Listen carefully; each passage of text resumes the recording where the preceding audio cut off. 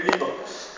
Merci beaucoup, merci à tous d'être présents, merci évidemment à Jordan pour l'organisation de cette belle réunion, dans cette jolie salle. Merci à tous les têtes de liste des Vosges, si j'ai bien compris, il y en aura d'autres à venir.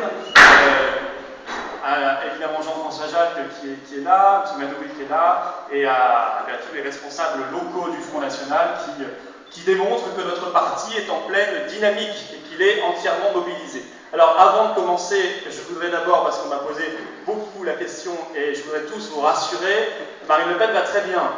Marine Le Pen va très bien, elle a eu effectivement un petit accident il y a déjà maintenant une dizaine de jours.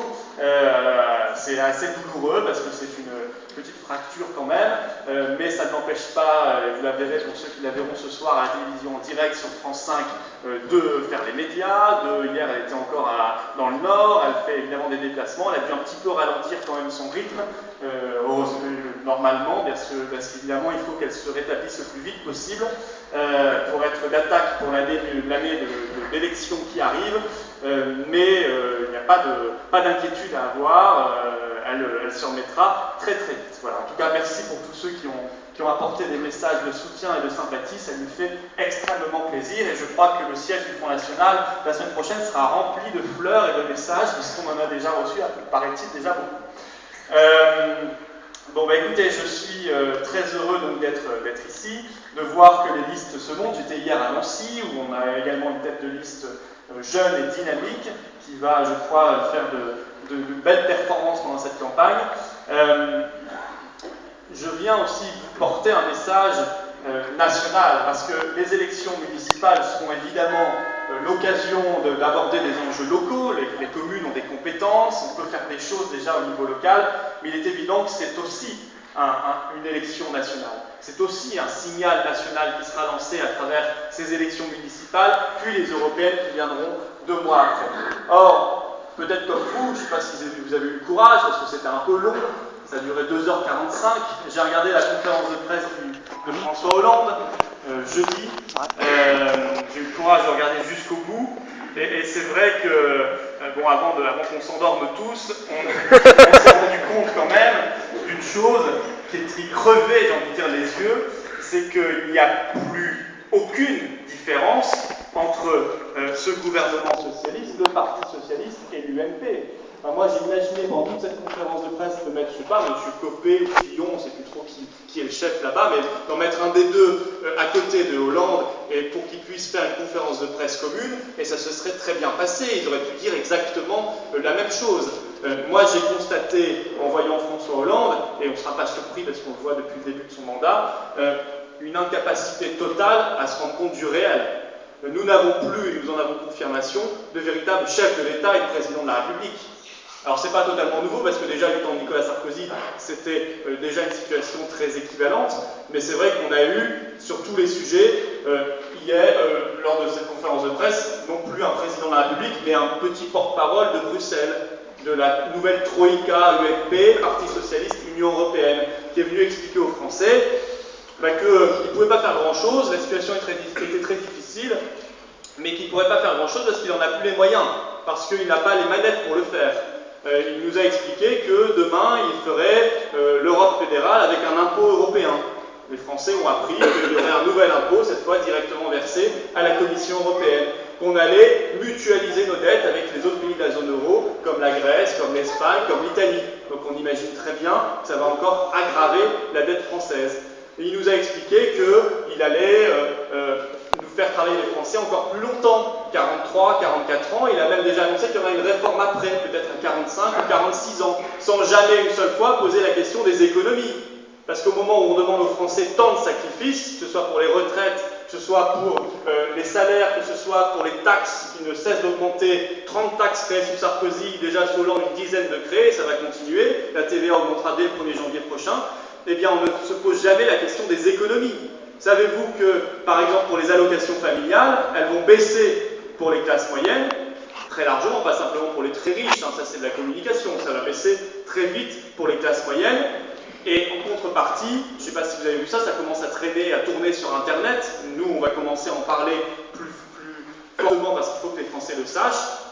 Au mois d'avril, la Cour de cassation a décidé que désormais, les allocations familiales étaient ouvertes à tous les étrangers qui viennent avec leurs enfants en France. Il n'y a plus de papier à produire, il n'y a plus aucun justificatif à produire, et ça a été décidé le 5 avril, complètement en catimini, par la Cour de cassation française, sans que les Français le sachent, et ça c'est l'application directe d'un accord entre l'Union européenne et l'Algérie, d'un autre accord entre l'Union européenne et la Turquie. Eh bien, ça concerne également les familles polygames. Voilà, il faut le savoir, ça concerne aussi, on ne peut plus demander de justificatif, mais les enfants de familles polygames qui viennent en France pourront maintenant profiter tout à fait légalement et sans aucune contrainte des allocations familiales. Et au même moment, évidemment, on va baisser les allocations familiales pour les Français et pour les classes moyennes. Mais ça, c'est ce qu'on appelle une politique qui marche sur la tête. Et c'est la politique qu'a continué de développer le petit porte-parole de la Commission européenne, M. Hollande, lors de sa conférence de presse. On s'est rendu compte qu'il y avait une incapacité totale à se rendre compte du réel. On nous dit les industries françaises sont en train de disparaître. C'est vrai, les usines françaises ferment. Il y a en moyenne une usine qui ferme chaque jour en France. Et que comptent-ils faire? Que veulent-ils faire? Qu'ont-ils proposé aux Français? Rien. Si, ils nous disent des emplois aidés, contrats de génération, contrats, vous pouvez les appeler, il y a déjà eu 20 noms différents ces 20 dernières années, on sait bien que ça ne mène strictement à rien, mais personne ne pose jamais la question des frontières. Tous les pays dans le monde se protègent face à la concurrence déloyale, face à la concurrence de la Chine, la concurrence du Bangladesh. Il va falloir m'expliquer comment on peut rester compétitif par rapport à des pays qui payent leurs ouvriers $50 par mois, qui font travailler des enfants, qui font travailler les ouvriers 14 heures par jour. Je ne sais pas comment on peut rester compétitif dans ces conditions si on ouvre grand nos frontières. Ça n'est pas possible. Ça n'est pas possible et ils le savent très bien. Mais ils sont prisonniers de leur idéologie. Leur idéologie, c'est l'ouverture totale des frontières, que ce soit les frontières économiques, les frontières financières et les frontières migratoires, bien sûr. Il faut l'ouverture totale des frontières, il ne faut surtout pas se protéger, il ne faut pas faire, et c'est interdit par l'Europe, de patriotisme économique, parce qu'aujourd'hui, qui crève, et pourtant qui crée l'emploi, ce sont nos petites entreprises. Ce n'est pas les grands groupes du CAC 40, qui eux font des gros bénéfices, sont extrêmement aidés par l'État et par la commande publique, ce n'est pas eux qui créent l'emploi. Qui crée l'emploi aujourd'hui sur les petites entreprises? C'est les artisans, c'est les commerçants, c'est les PME, c'est les PMI, ce sont elles qui créent aujourd'hui de l'emploi, et pourtant, on n'a pas le droit de les aider. Et pourtant, on continue au contraire de les accabler de taxes supplémentaires, de paperasserie à remplir, et évidemment, ça n'apporte strictement rien, si ce n'est l'effondrement peu à peu de l'emploi en France et l'augmentation exponentielle du chômage. Eh bien non, il faudrait qu'on puisse faire du patriotisme économique. Il n'y a pas de raison que la Poste, par exemple, achète des scooters taïwanais. C'est pourtant ce qui se passe. Il n'y a pas de raison que la police nationale, il n'y a qu'en France qu'on voit ça, la police nationale vient de passer un marché avec Ford. Nos policiers vont rouler en Ford. Des voitures qui ne sont même pas de marque française et même pas fabriquées en France. On n'a même plus le droit d'imposer que les administrations, les services publics, l'armée, la police, la gendarmerie, l'État achètent obligatoirement et prioritairement des produits fabriqués en France. Vous n'avez pas le droit de le faire, c'est interdit par Bruxelles. C'est interdit par des gens que vous ne connaissez pas, qui ne sont pas élus, qui n'ont aucune légitimité, mais c'est interdit. On ne peut pas non plus imposer que les marchés publics soient réservés aux petites entreprises. C'est interdit aussi. Et ça, c'est le projet partagé par l'UMP et le Parti Socialiste. Voilà pourquoi moi j'aurais pu mettre M. Copé à côté de François Hollande, ça ne posait strictement aucun problème. Prenez un autre exemple, les Roms.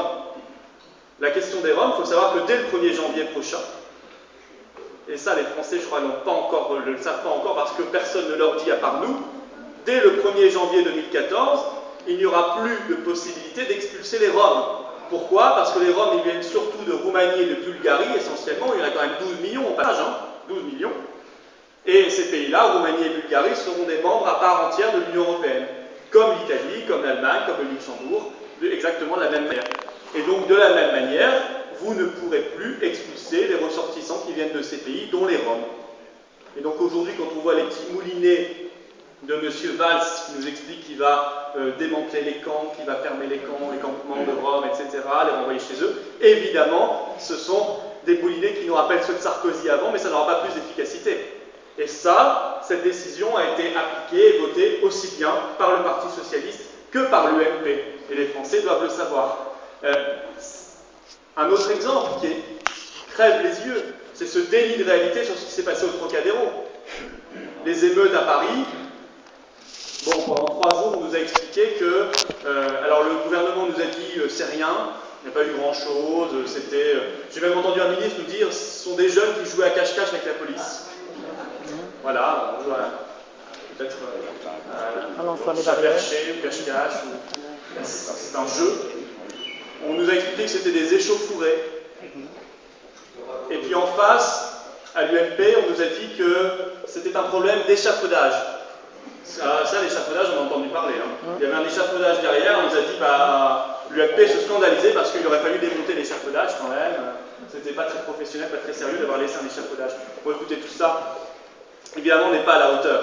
Tout ça n'est pas à la hauteur de l'enjeu et de ce qui s'est réellement passé. Ce qui s'est réellement passé, je vais vous dire, c'est ce qui se passe tous les 31 décembre en France, c'est ce qui se passe tous les 14 juillet en France, aujourd'hui, et ça paraît maintenant quasiment banal, alors que ça n'existait pas évidemment il y a 10 ou 15 ans. On ne peut plus faire aujourd'hui un événement festif, on ne peut plus rien faire en liberté, à l'air libre, aussi bien en ville que de plus en plus à la campagne, sans que ça se finisse par des émeutes, par de la casse, par évidemment ces incidents extrêmement graves, parce qu'il y a quand même eu 30 blessés, surtout du côté des forces de l'ordre. Hein. Il y a eu évidemment des millions d'euros de dégâts, des vitrines brisées, des bus entiers qui ont été saccagés.